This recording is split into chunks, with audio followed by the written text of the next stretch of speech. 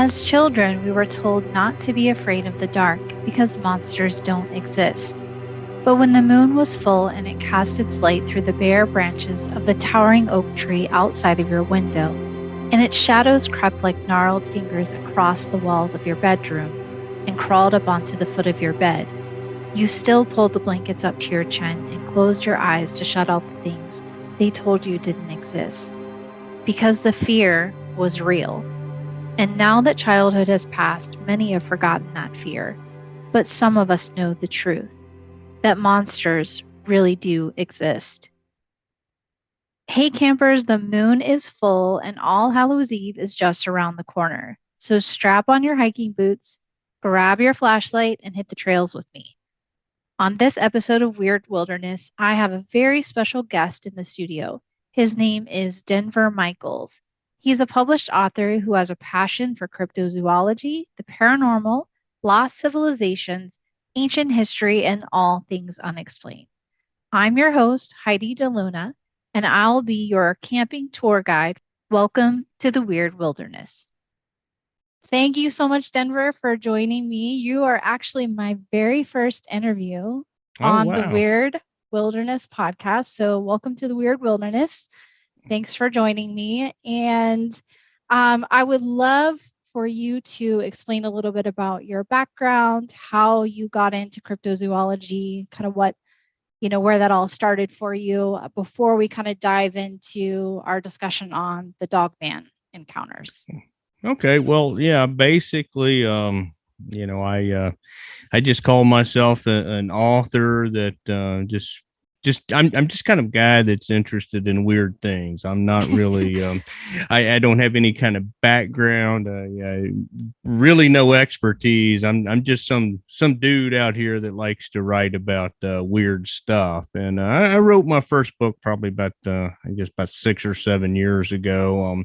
My first love is I guess always kind of been cryptozoology, just the thought of things like lake monsters and Bigfoot, just things out there that we haven't discovered yet is just always been a real I don't know, something that's I've just always been drawn to. But along with that, I'm pretty much into anything weird and unexplained. I've written about paranormal phenomena, ghosts. Yeah, I don't really get into the UFOs so much, but it is an interest of mine. But basically, anything weird, I'm out there trying to learn everything I can about, and writing about it either in books or on my website. You're in the right place.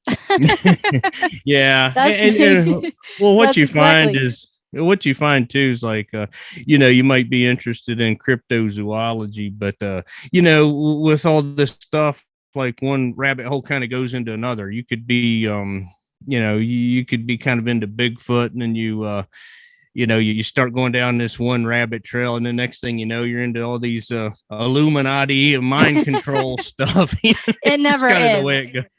The thirst for knowledge never ends. And so I can certainly relate to that because I've honestly been, I think I've been interested in this stuff since I was maybe like around 5. I know that seems really young, but not to get too far into that, but I had some interesting stuff happen when I was younger, and it for some reason, it just seems like it has happened a lot throughout my life. And I think that's fascinating to me. And we'll get into maybe a story later. I'd love to pick your brain about that. But yeah, I mean, I feel like once you kind of start looking for answers, you never really find the answers. You're always searching, and it seems like there's always new evidence and things that are coming out that just makes you want to know more, Yeah, definitely. Yeah. And a lot of people are, I didn't mean to interrupt you. Sorry. A lot of people are like yourself, they have that thing like when they're younger, that kind of spurs that.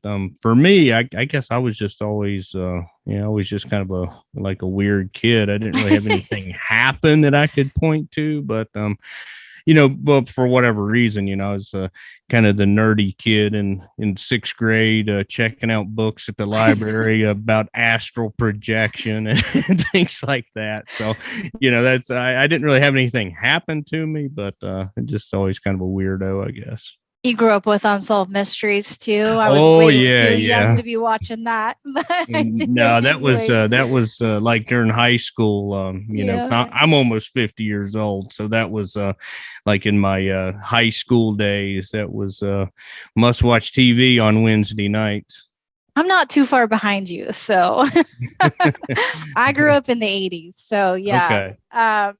Yeah, I remember that being like something I probably shouldn't have been watching at the age I was, but to this day, like I know that there's a new series coming out on Netflix this month. So I'm excited Yeah. to see the new series. But anyways, I got off on a tangent. No, So let's talk about the Dogman. okay. I am interested to hear about kind of the research that you've done on that. I'd love to hear kind of where you think or what your research has shown where this story kind of originates in like a certain point in time. And to my knowledge, a lot of the stories and a lot of the sightings seem to be centered around like Michigan, Wisconsin, Pennsylvania, West Virginia. And now we're hearing about stories that are popping up in like Texas and a little bit on the West Coast. But take me back as far as you can take me to where this story originates. Well, so as far as the dogmen go, I mean, really, you didn't. It's as far as it being widespread, like you're talking about here. It's a fairly recent phenomenon, right? I mean, I guess maybe before I don't know, 2005, 6, 7, somewhere in there. You really didn't really hear about them that much. Outside of like what you were talking about. I mean, there'd always been some reports up around Wisconsin, Michigan area. Like the Beast of Bray Road, that sort of Mm-hmm. thing comes to mind from the 80s.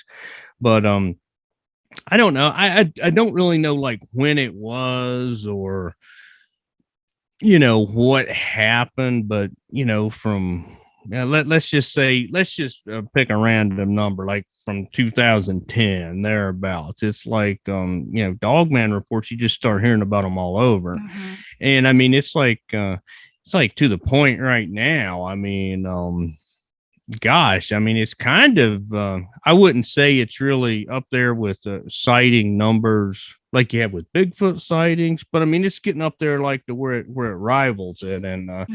I don't know, I really don't know how much of that is, yeah, the what you call, I guess, the recency effect. Like you hear about sightings, so it kind of like spawns more of them, or this or that. But I mean, there's a lot of credible reports of people seeing these things, and like you said, especially like up in the ones that I've heard a lot about, up in Pennsylvania, West Virginia, places like that. There's really been a lot of those reports lately, and I don't really So know how to explain them. yeah, so we'll get into that in a moment because I would love to hear, kind of the one incident or one encounter that you think is really credible and just kind of get your Hmm. feedback on that because I think there's one in particular that we kind of talked about a little bit. Yeah. But Okay. before we do that, one of the questions I have for somebody who does a lot of cryptid research is, can you tell me if if a werewolf, a dog man, and a skinwalker were to walk into a bar, God. stay with me, how would you be able to tell the difference?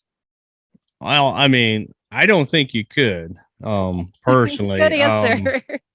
Yeah, I mean, and that's kind of the thing with these things. Like, I mean, you know, um, where do you draw these lines with these things, right? You hear of like dogmen, are they the and I've heard people say that like a dog man is like a full-time being, right? That's kind of like a humanoid canine creature, whereas a werewolf, like metamorphosizes, like Yeah. turns into this being.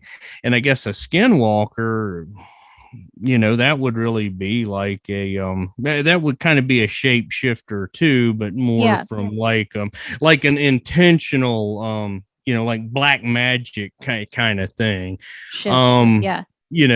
but yeah, like I mean, how do you you're just some dude on the street and you see one. I don't know how you would really differentiate between any of that.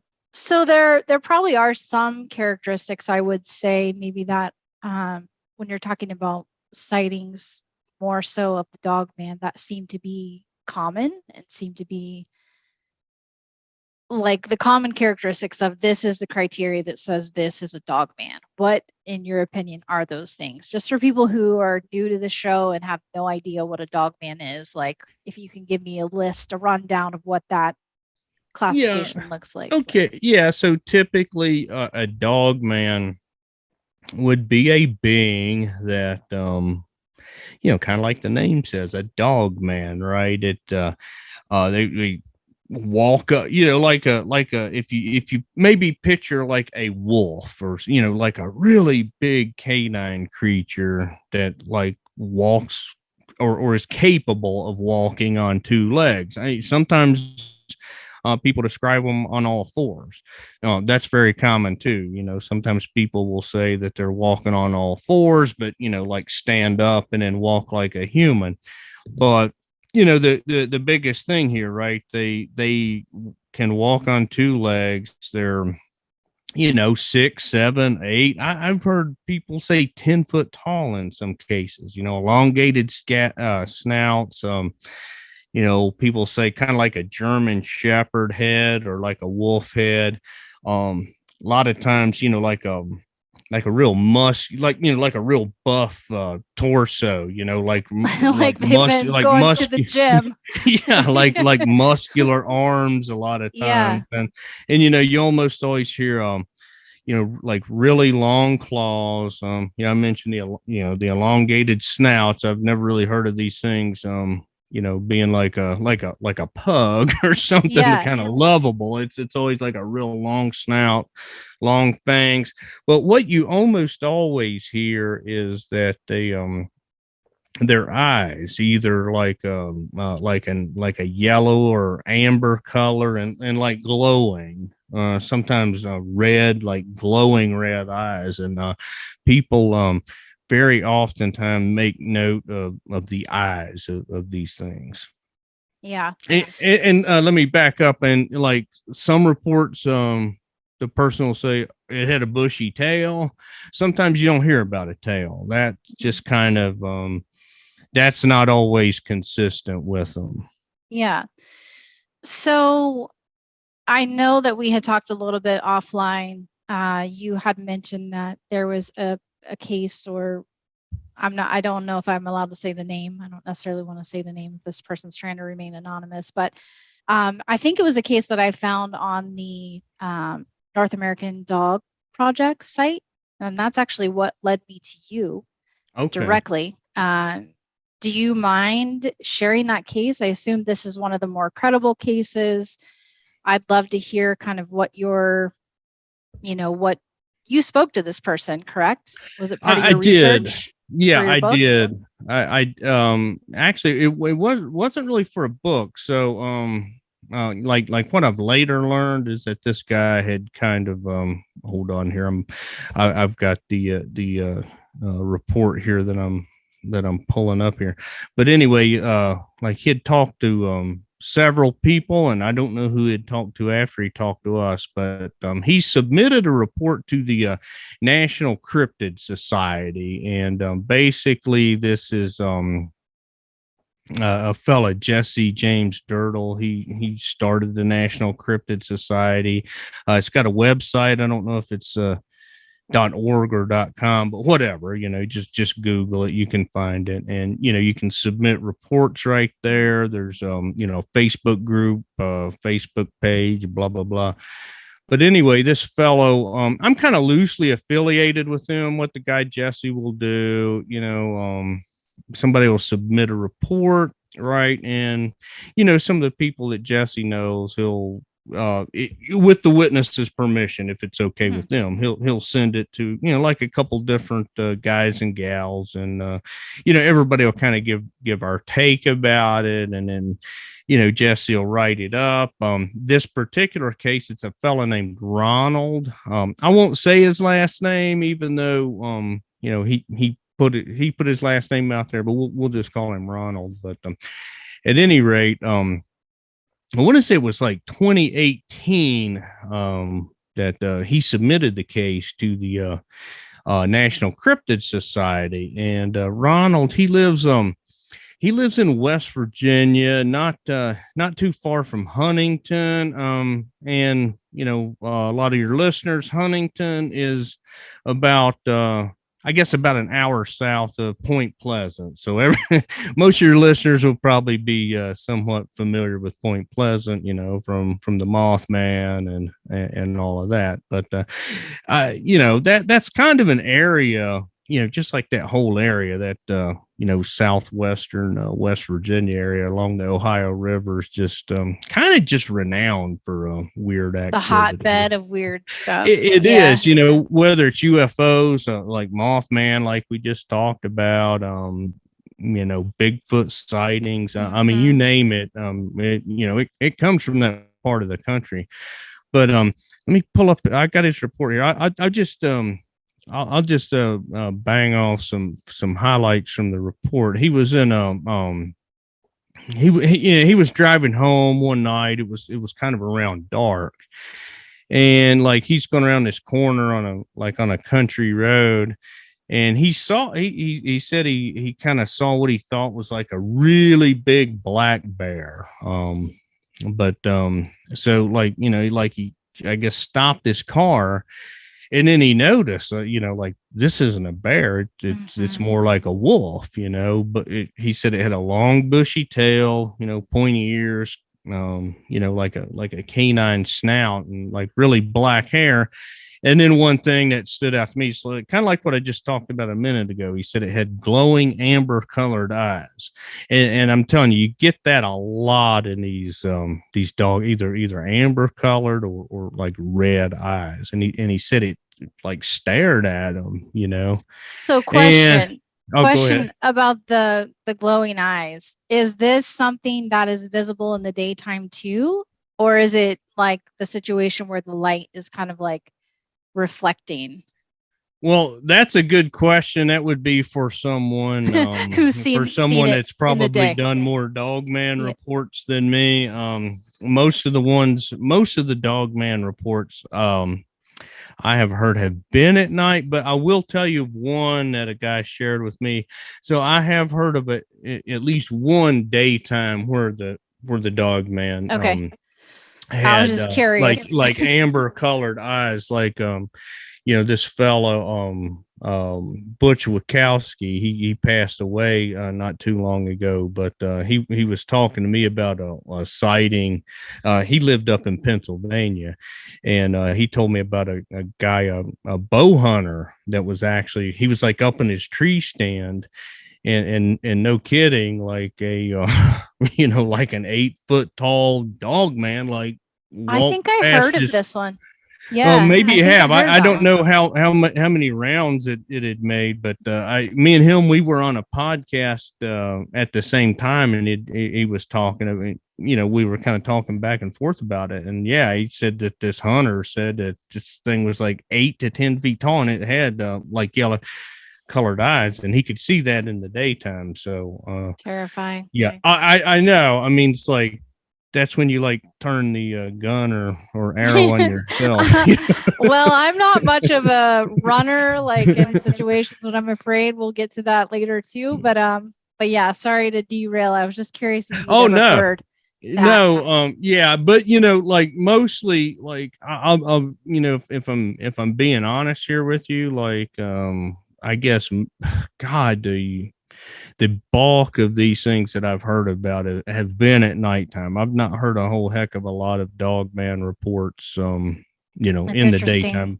But of Yeah. course, like I said, I have no qualifications. I am not the Dogman expert. I'm just some No guy. one is.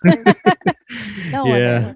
is. But so getting back to the report there, so this guy Ronald, okay, so let me back up here. So he said, he's kind of like debating, like, oh my gosh, and I've done this when I've seen weird things. It's kind of like time stands still almost. And you kind of like Mhm. start debating all this stuff with yourself, and it kind of seems like that's what he was doing. He's like, that's a wolf. And he's like, but wait a minute, there aren't any wolves in West Virginia, and where did this thing come from? And all this stuff. And then he's like, and plus, I mean, like this thing is huge. It's, because he thought it was like a really big black bear. So, I mean, if you extrapolate that out, I mean, how big of a Yeah. wolf would that What do be? you have left? Yeah. Yeah. Yeah, And, exactly. but where the report like really, really gets weird. So he's saying like it was on all fours, right? But and then he said, thing kind of like walked out in the road on all fours, and then like it kind of like locked eyes with him, that sort of thing. And then he said it sounded like he heard like bones popping, like bones cracking. And then it like got up on on two legs, like we were talking about earlier. And this thing went, when it stood up on two legs, was 8 feet tall. And then he said he estimated it weighed 650 pounds. I would probably dispute the weight. Something 8 feet tall, I That'd be what tough. Yeah. yeah, It's tough to determine maybe. weight at that point, I Yeah, think. exactly. I mean, I'm probably nitpicking a little bit. I would probably say, 350, 400 pounds, something, but whatever. I mean, who cares? But anyway, like where it really gets kind of weird, like you said, he had the glowing amber colored eyes. It's 8 feet tall, like we talked about. It had a human like torso, like from the waist up, kind of like we talked about earlier, like the muscular chest. The arms were a little longer than like a person's arms, but kind of like a muscular, sort of built.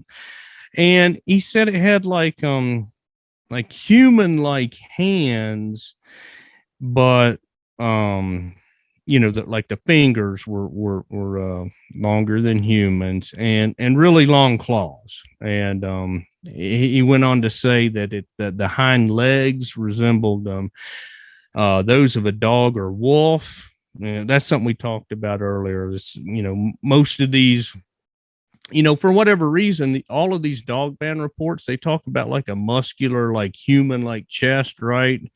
But it's always like dog legs. It's never like it's never like a dog chest and like human legs and human feet. So Yeah. well, whatever. Take that.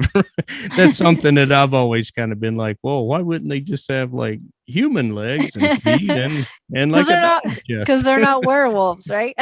Yeah. So I don't know, but just going on with what he said, it's like he had a German Shepherd head, like long pointy ears with like little tufts of fur on the end of them, long muzzle. He said, great big fangs, almost like what you would picture like with a saber toothed cat, something like Mhm. that. And he said he felt like a sense of evil when he looked into its eyes, an overwhelming sense of dread. And that's another thing that's very Super commonly, common. yes, yeah, Yeah. like people will feel like you know I've never really heard too many people talk about a dog man sighting. And this is where you like with a Bigfoot sighting. I mean, a lot of people are terrified. But a lot of people like, yeah, I didn't really feel like it would hurt me. But Mhm. like Dogman reports, like almost always people say that they felt scared or felt the thing was evil or malevolent. Yeah. Okay, so as his report goes on here, okay, so this is probably the thing that would make you crap your pants. He said it walked over to his car and like jiggled at the door handle. Like he said the doors were locked, windows were up, it didn't get in, but then it couldn't get in and like walked around to the other side and tried to like jiggle that door handle and tried to get in. And I'm just assuming the guy's scared and that's why he didn't just like floor it. I mean, it's easy to question people like, why didn't you do this? Why didn't you do that? But Till you're in you that know, spot. exactly. Yeah. And so he said that and let's see. He said it made like a really deafening type of snarl, and so it couldn't get in his car, and like it kind of looked over his shoulder at him and I guess sort of like went back into the woods. And the other really weird thing that stood out to me about this case here is like he said, so the thing kind of went into the woods, and but like when he looked over like into the woods there were at least five other pairs of eyes staring at him. And he said, I'm reading here, three of them were low on the ground on all fours, and two others were standing upright. He said they didn't reveal themselves out of the darkness like this one did. And, he just like offered a guess that, It's like a he pack, thought that, right? yeah, exactly. He said he thought that this were, that, yeah, in correspondence with him, he said he thought this was like the alpha male of the pack. And see, that's something that, before this report, I'd never really heard of these things being in a group. I mean, maybe you have. I certainly haven't. I have not. No, Yeah, I mean, that's almost alarming. always. Yeah, I mean, it's pretty creepy, and almost always, when I've heard of Dogman reports, they've just been by themselves. It's varying degrees of like how scary it is and this and that, but I had never really heard of like five or six of these things being together. And so that was to me, that was the thing that really stood out the most in this case. And the second thing that stood out was that it was like trying to jiggle the door handle. So Well, that's that's kind of like weird. that's an intelligence too that, I mean, I can understand how sometimes these things can be misidentified Sure. and, but when you're dealing with a certain type of intelligence, I don't know. I think that's where it gets really creepy to me. And Well, yeah, and something that knows like it wants to get inside of the car and here's how we do it. Here's how I do yeah, it. yeah, it is. And I mean, and you do see you do read about bears all the time getting into cars. They are capable of opening car doors. Mm. But like to me, like if if it was a bear, right? Like on the driver's side, you're gonna know that that's a bear and not a dog, man. Right. You know what I'm saying? You're not going to mistake that for an 8 foot tall wolf creature. And then like when it walks around on two legs over the other side and tries to do it again, well, it's like well, holy crap. That's not really typical of bear behavior, and usually, and let's face it, like if a person is in a car, I'd be real surprised for a bear to try to break into a car that somebody's in. Bears, they're kind of like opportunists. They'll break in your car if they They smell that you want the got a bag of food. peanuts in there Yeah, or you went something. through the Yeah, drive-through. right. Yeah, there's some McDonald's in there. They'll try to break in, or some Doritos open. They'll try to break in. But I've never heard of a bear like like trying to break into a car. So that kind of rules out misidentification in a lot of ways to me. Yeah. So what happened after that? Now that he Well, saw these creatures yeah. in the So woods. let me see here. Let me pull up the rest. So anyway, so from that, I think he kind of at that point, I think he kind of like floored it. He kind of He got his and got wits home. about him. Yeah, I think he was saying, I don't want to bore everybody like reading the whole thing, but yeah, he kind of booked it on out of there because he was real close to his house at this point. As I actually looked up the road that he gave like pretty good specifics, and I was able to pull it up on Google Earth, and like everything checked Just out map the it out. road. Yeah. And yeah, and he talked about it was close to like an abandoned white church, and I could see that on Google Earth. So I mean, I didn't really have any reason to doubt So a lot of what he's saying. that was one of the questions I had for you. Now that you're saying that you kind of looked at the map where he said he was at, was there anything of significance in the area that could have been like a draw for these things, or Well, like a spawning point? I don't know. That's where my brain always goes. yeah, well, like for me, okay, so there's like an abandoned white church there. So I mean, you know, maybe that, right? Because I mean, like churches are spiritual places, but you know, you have all kind of stuff at churches that, let's face it, like shouldn't really go on sometimes. And I'm not saying that happened here or this, or not being from there, not knowing anybody. I'm just spitballing here, but the church kind of stands out. But what really stands out to me, like I told you earlier, that whole area of southern, or especially southwestern West Virginia. Oh, it's also like along the Kentucky Ohio border there.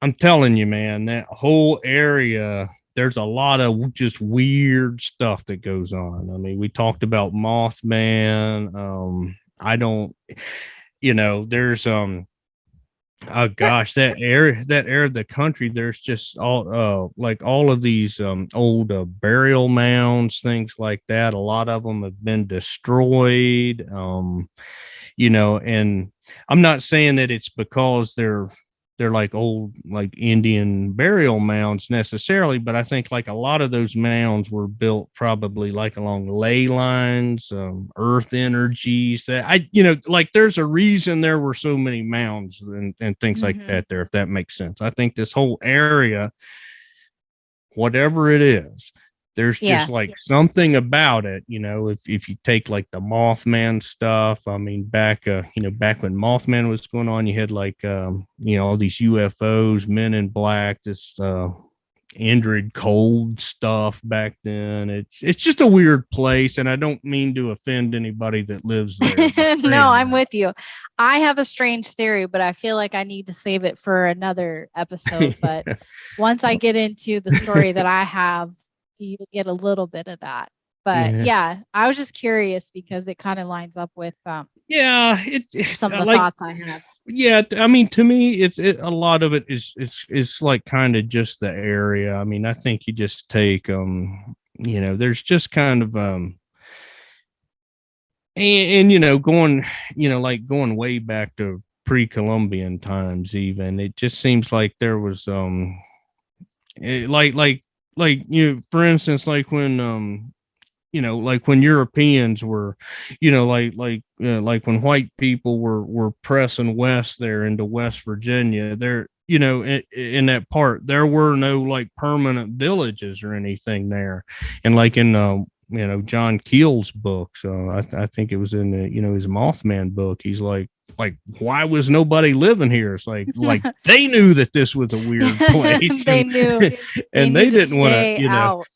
Yeah, because I mean, like why wouldn't you live there? There's like tons of deer and game animals, and there's good water, good soil, and it just seems like for whatever reason, there's just like a lot of bad juju that goes back or something.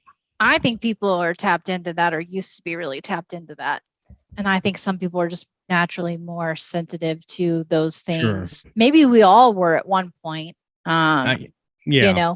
the connection to the earth and just the sensitivity and knowing your surroundings and that kind Yeah. of thing. Yeah.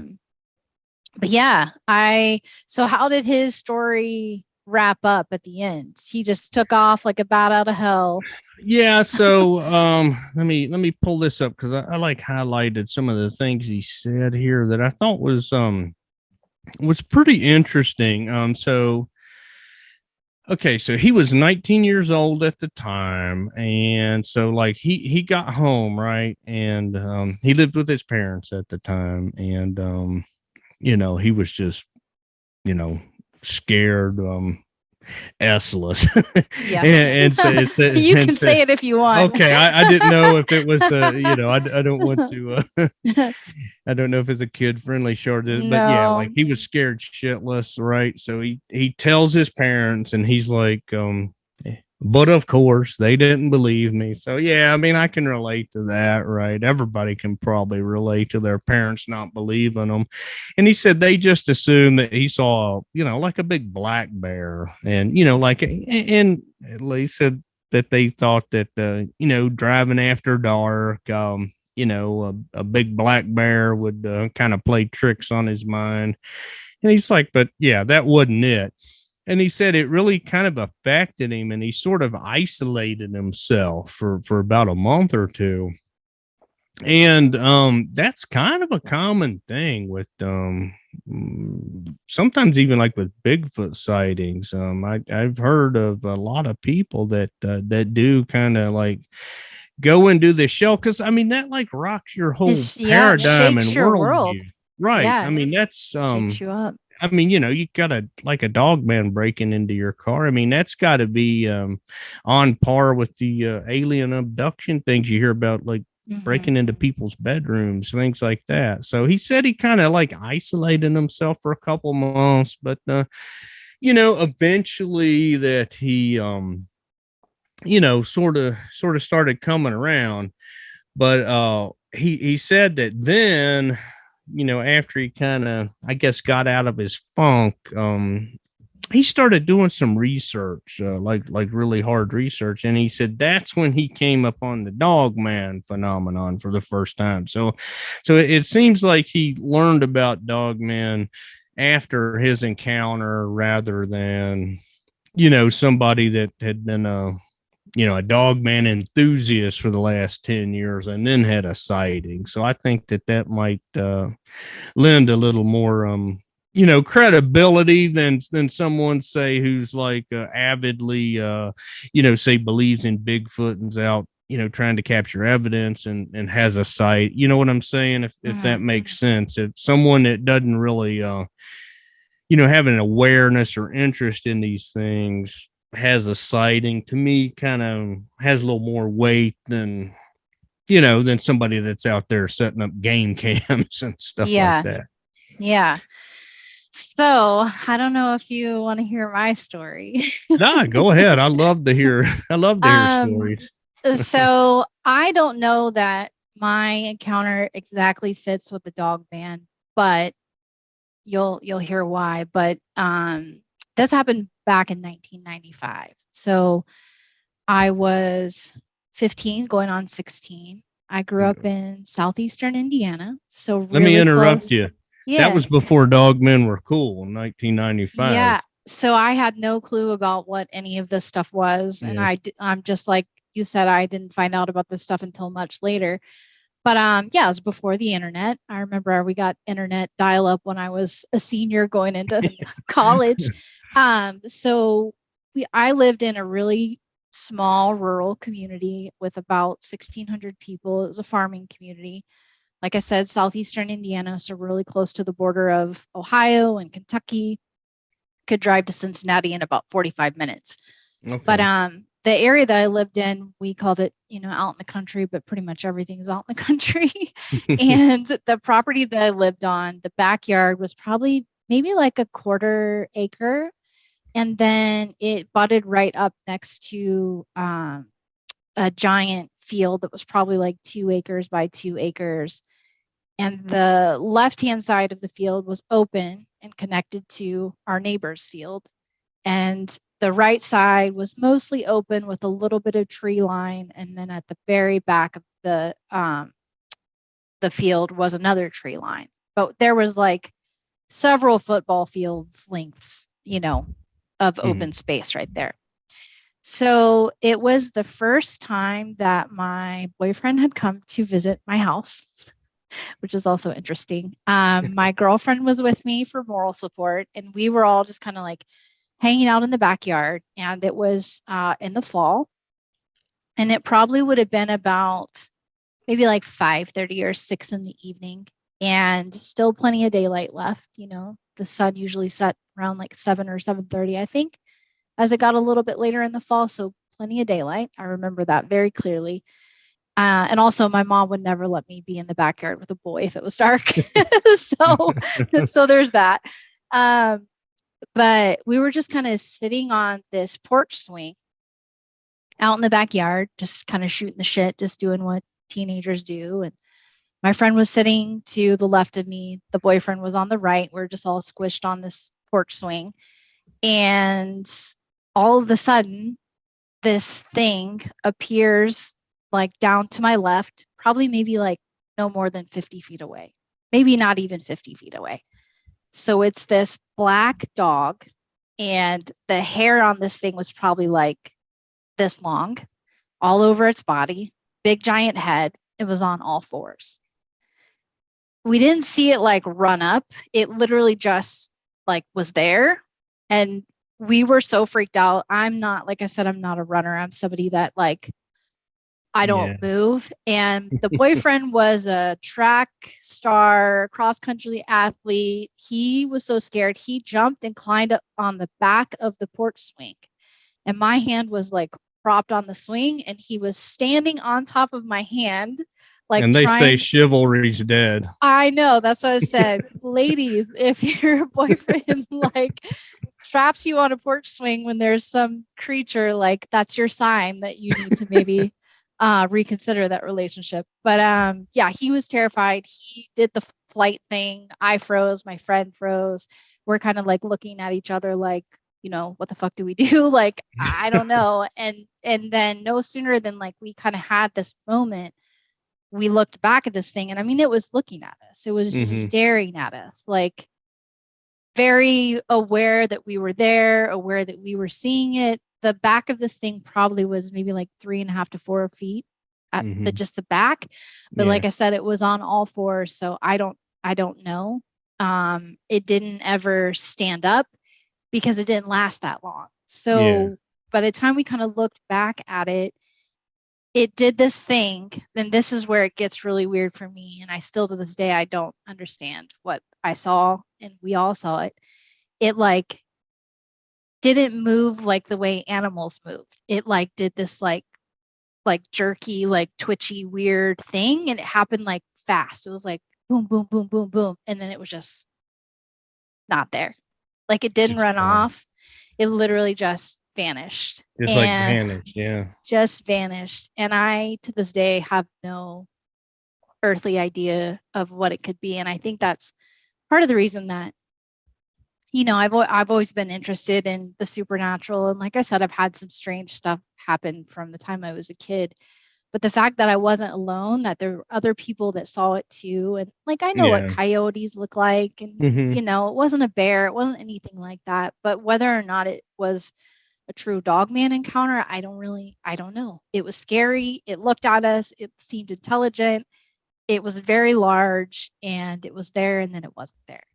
So wow, that is a crazy story. And it's like that's where you don't know where you draw the line with some of this stuff. Like, I mean, maybe it was just like a phantom dog, right? Like in Maryland and West Virginia, they got that snarly yow dog. It's like an exceptionally just like a big dog, but it has like red eyes and just kind of like disappears and stuff. And I've read like newspaper reports where people would like it'd be out in the road, just appear in the road, and people like will hit it with their car and it vanishes. And then like they look through their back glass and it's like standing in the road. Still So I there. mean, I don't know. I mean, I So don't know. There's just a lot of an weird stuff. another interesting thing about that too is the property that we lived on was really close to it's called Law 3 Creek. And I know that it was a very heavy, like Native American population in that Hmm. area. And my parents, like on multiple occasions, found like different Native American artifacts on the property. They Okay. found like a full stone axe head that had been carved, like you could tell it had been Wow. hand carved. They That's found awesome. like a mortar and pestle. They found that on the property, and Wow. arrowheads. And so Yeah. I sometimes wonder, like, if it was either like a bad omen or if it was a protector. I don't know. With the boyfriend, it could have been either. I don't know. Yeah. Um, Yeah, I've heard things like that. I mean, some people have even thought that like a lot of these dogman sightings, especially like around like these old mound sites and stuff. It's almost like that they're kind of to simplify it down, almost like they're like a guardian or like a guard dogman or yeah. something, I guess. But I mean, I know that yeah, it's really hard for us to speculate what's going on and things like that. But I've really heard a lot of people thinking that some of these sightings of these things that they're more like just kind of whether they're just this leftover energy or whatever that just manifests itself in such a way, but it's more because of these sacred sites and Mhm. things that they're there. I don't know, that's all above my pay grade. I have no idea. It's fun to speculate, though. Yeah, But yeah. so the difference between like what I potentially saw versus the dog man, I feel like they're very different. The dog man to me, the dogmen, I don't feel that they are like a biological creature. No, I don't get that at all. I no. feel I'm very much in the line of thinking they somehow can travel dimensionally or Yeah. portals, which I'm working on a theory on that actually. I can't wait to hear it.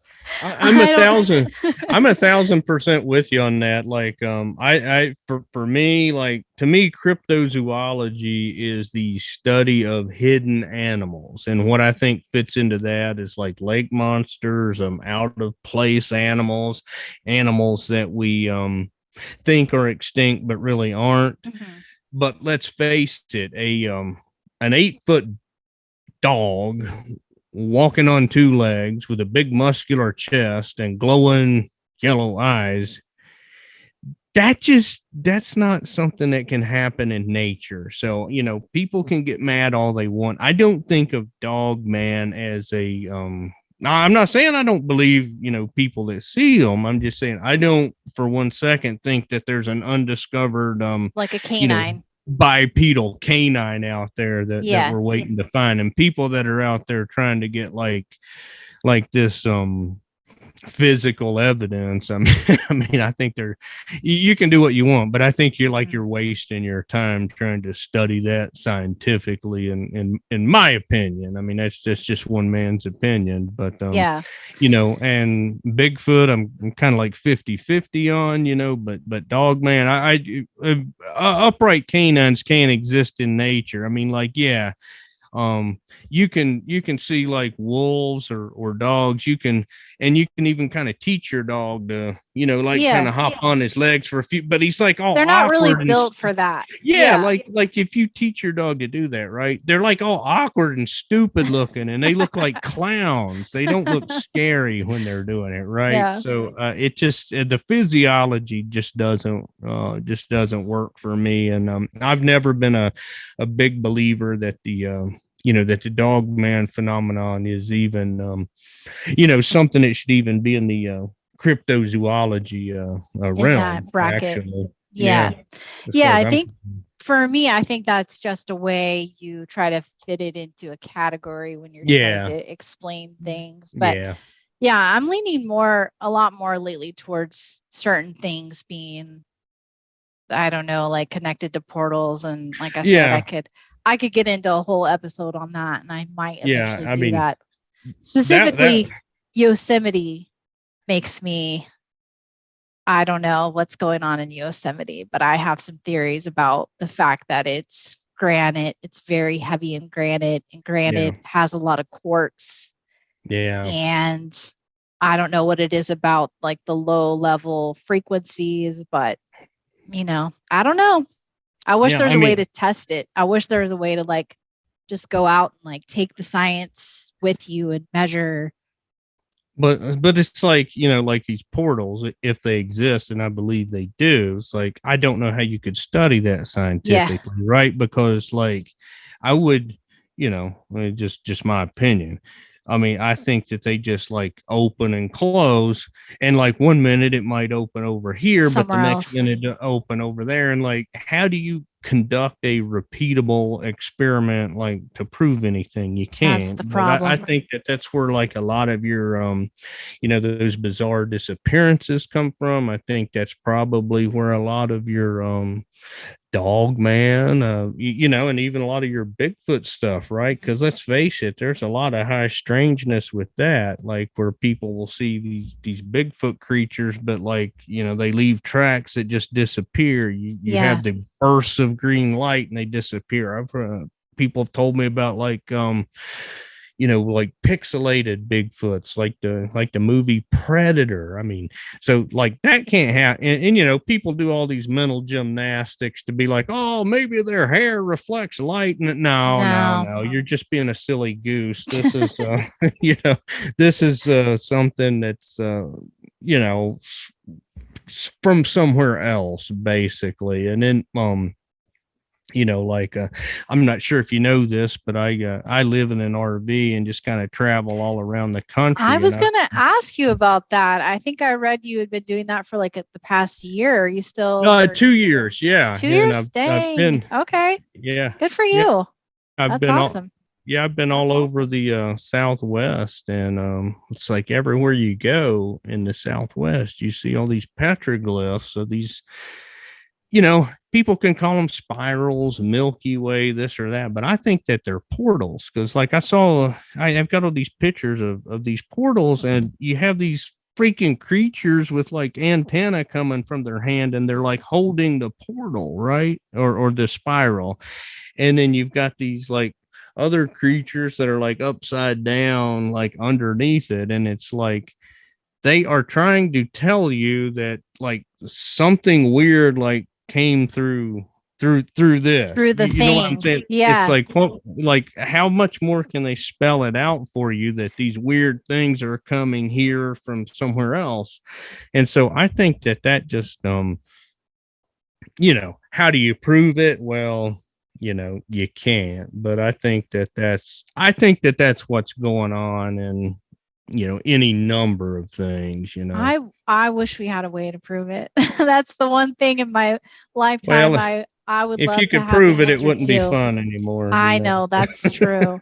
Well, If you maybe prove it, then we don't have nothing to talk about. yeah, maybe if it's just known to me and not to anybody else, I'll There keep that you secret for myself.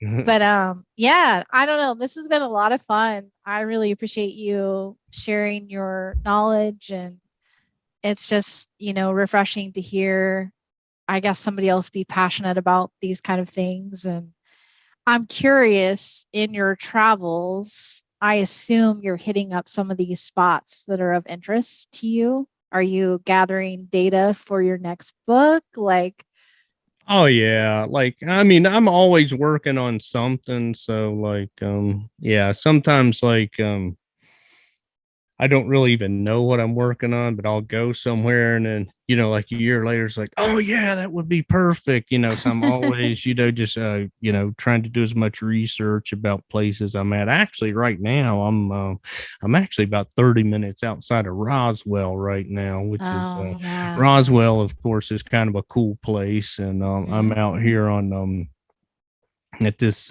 state park called Bottomless Lakes, which actually has some folklore that there's turtles the sizes of Volkswagens in the lake and an octopus man and just all this weird shit like that. But yeah, I just kind of go all over the place, and I just try to hit up as many places where there's like a historic thing, right? Like of course Roswell, or if there's something historic, or petroglyph sites, mound sites. If I happen to be in an area that's really known for cryptid sightings, things like that, I do my best to check those things out, and just try to have a lot of fun, and collect as much data and whatever as I can.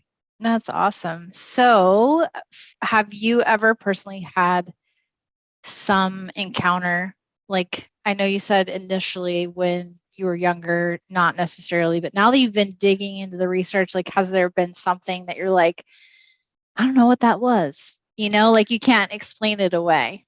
Yeah, I mean, there's been a couple things. I mean, so I think like back in late March, when I was down in Florida, I think I saw a skunk ape. But I mean, like, if you held a gun to my head, I'd probably be like, it probably wasn't. But then when you move the gun away, I'd be like, but it was. You know what I mean? It's like I just like a 5 to 7 second kind of glimpse of something Mhm. that it's like reddish. Couldn't see a face. It was sort of like a 3/4 position away from me. Your stereotypical thing, right? It looked like it didn't have a neck, kind of reddish, almost 7 feet tall. But the area right there. I mean, I kind of like went over to where the siding was. The ground was like real hard there, so I couldn't really pick up any tracks or anything. And I kind of like fanned out and kind of like searched the area for anything, and I just never could find any tracks, or so like maybe I saw something, maybe I didn't. It's like you can either believe me or you can think I'm full of shit. I don't really care. And I'm not gonna you know like there's a million skunk ape sightings that are like way better, so like who cares about mine, right? But I did, in the area I was at, think that I heard some possible like wood knocks, that sort of thing. um my travels, it's up in around Flathead Lake, in Montana, and me and the wife were kind of like driving along on this windy road, and we kind of slow down, and I'm like thinking to myself, like, what the hell is that? And then she like looks over at me, she's like, are you seeing that? And I'm like, yeah, but I didn't want to say nothing, because she don't care about this stuff. She's a normie, she don't care about this stuff, and I'm just like, yeah, but I didn't want to say nothing. We just saw these like blackish humps, right? And then all of a sudden, they just instantly just like go back down into the water. Just some things like that may or may not be something. I've had some. I might have had a ghost sighting years ago. But like I said, there's nothing that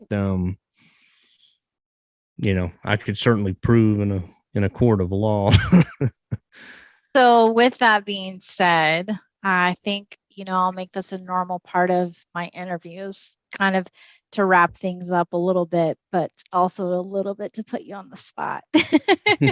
So, if you could have one cryptid be proven by science, unequivocally accepted as part of our reality, and it doesn't have to be what we talked about today, it could literally be anything. Okay. What would that be and why?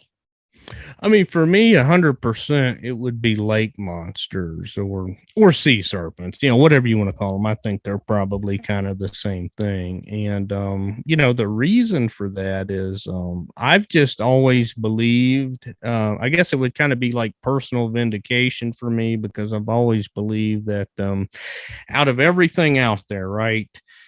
That is the most likely thing that could exist, right? Because there is so much water out there, there's so much possible habitat, and it is, with just all of the reports that you have in the oceans and, places like Loch Ness, Lake Champlain, Flathead Lake, like I just talked about. It just seems like there definitely could be, some kind of prehistoric holdover that we think may be extinct, but escaped extinction. And to me, that would just be I would like to see that, just like I said, more because I've always been a big believer in that. I mean, I know that there's people out there like Nick Redfern, has written that Nessie is more akin to a ghost or something supernatural. But I've always thought, out of all the things out there, that these could be the ones that you don't need that supernatural explanation for, and to have them explained as something that yeah, that actually is alive out there would I think that'd be pretty cool. That'd be pretty awesome. Yeah, I mean, there's so Yeah. much water and like there's so many Yeah. depths that we can't even get to. You know what I mean? Right. Like, Yeah. I mean, we don't know what's at the bottom of the ocean, or even really even some of these lakes some of these lakes, are like 700, 1,000 feet deep. It's kind of hard to explore. did I could be wrong about this, and I'm sure someone will correct me if I am wrong, but isn't it true that we've explored more space than we have ocean? Like the deep, That deep ocean? That's what they say, and this is one of those things. I don't know if it's if it's one of those urban legends or what, but I have always been told that we know more about the surface of the moon than we do our Our own our own our planet own and oceans and oceans. Yeah. planet. I mean, and that's a shame, really. I mean, not to take anything away from exploring the moon, but I mean, there's just so much that could be lurking in the depths of the ocean. And if you follow some of these like science websites and things like I do, there's just always these freakish creatures that they're discovering, like way down in the depths of the ocean. But not only that, I mean, even just in places like the Amazon. I mean, they just, yeah, and usually it's like small fish or insects, but I think I read at one time like they average like discovering two new species per day, like in the Amazon. And I mean, we just really don't know as much about our own backyard as we think we do. Yeah. That's a great way to kind of end things tonight.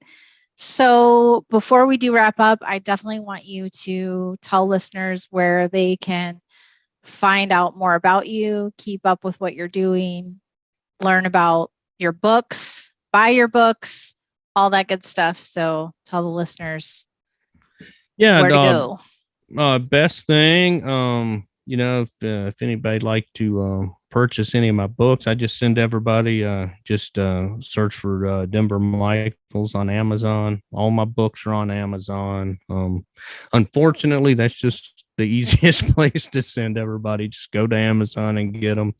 And as far as if you want to see what I'm up to, just go to my website, denvermichaels.net. I usually write a couple articles or posts a week. I kind of recap a lot of my travels out here on the road. I, just write a lot of quick posts about, various topics, things like that. And you can find me on Facebook. I'm real active on Twitter, and I've got a YouTube channel. Just look up Denver Michaels at any of those places. Well, thank you so much. I really appreciate you taking the time to do this, for being my first guest and setting the bar so high for everybody else No, that's going to no, come after. no, that's a pretty low bar, but thank you No, for saying that. I had a lot of fun. I came into this thinking, obviously I was going to be really nervous, but you made it very comfortable. And so I appreciate that as a new Well, podcaster. Well, campers, it's lights out for this episode of the Weird Wilderness podcast. If you have your own weird wilderness encounter you'd like to share, please send me an email at heidi@weirdwilderness.com. If you're looking for more exclusive content and ad-free shows, please join me on Patreon at Weird Wilderness. If you're just looking for a free way to support the show, we would love to hear your feedback and to receive a positive rating on any podcast app that you're using. Your positive comments, feedback really helps a new podcaster out like myself so that I can continue to provide you with additional weird wilderness encounters, awesome interviews, and continued content. Thank you so much for joining me. Stay safe out there, and I'll see you next time on the trail.